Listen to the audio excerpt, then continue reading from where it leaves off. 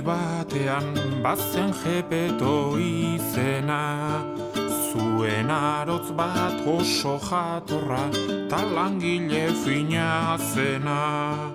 Behin egurrezko panpin bat egin zuen oso nabarmena. Ez izan arren izan nahi zuen semea zirudiena.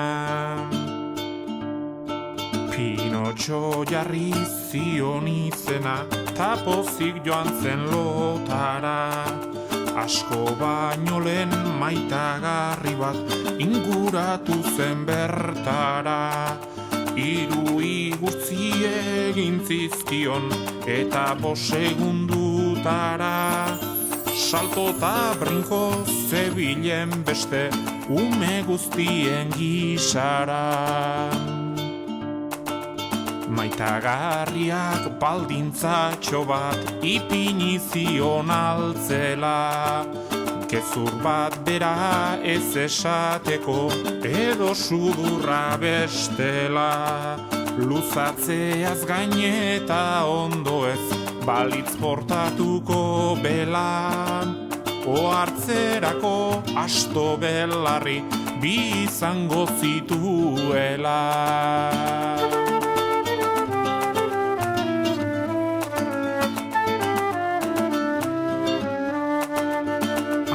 Gepeto esnatu eta ikusitakoarekin.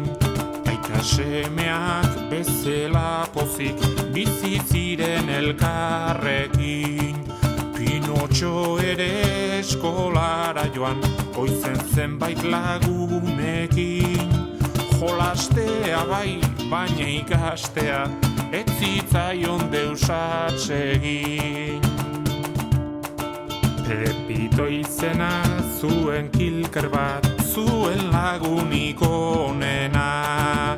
Pinotxok gauzak ondo egin zitzan, gauta egun saiatzen zena. Baina behin beste bi lagunekin, hasi zen arazo dena. Ta eskolatik piperre egiten, hasi zen kaikua lena. Gezurrak esan eta gainera etzen ez ondo portatzen. Sudurra hazi eta belarriak zeuzkan itxura aldatzen. Egun batean nola Pinotxo etzen etxean azaltzen. Aita Gepeto kezkatu eta semearen bila joan zen.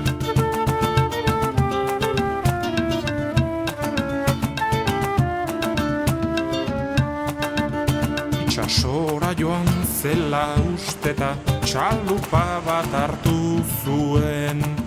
Baina Pinotxo beste nonbaiten gaiztak eritan zebilen. Gero baletzar bat agertu zen handienetan handien. Txalupa eta aita Gepeto biak irentsi zituen.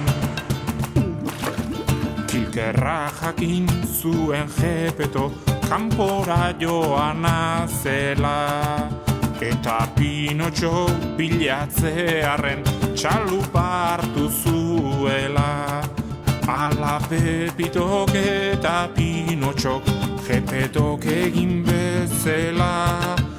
Txalupa hartu ta itxasora abiatu ziren bela. Joan ta baletzar bat ikusi zuten gertura. Pentsatu zuten aita jateko gai izan ote zen ura. Pentsatze hutsak nolako mina ezina eta tristura.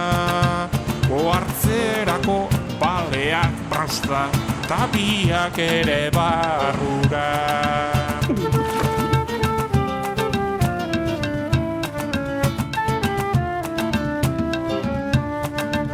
Bale barruan elkartu ziren kaleko kantoian gizan. Gustora baina irten bide bat topatu nahian zebiltzan. Eduki zuten ideia baino hoberik ezin zen izan. Sute bat egin zuten baleak doministiku egin zezan. Doministiku egiteaz bat atera ziren hirurak, eta ondoren hondartz batera eraman zituen ura. Pinotxorengan asko eragin zuen azken abenturak, ura zelata kendu zituen beharrez diren ohiturak. Maitagarriak ikusi zuen mutikoaren jarrera, sorginkeriak kendu zizkion une batetik bestera. Ezurta mami bihurtu zuen Pinotxo handik aurrera, oso gustora bizi izan zen Gepetorekin batera.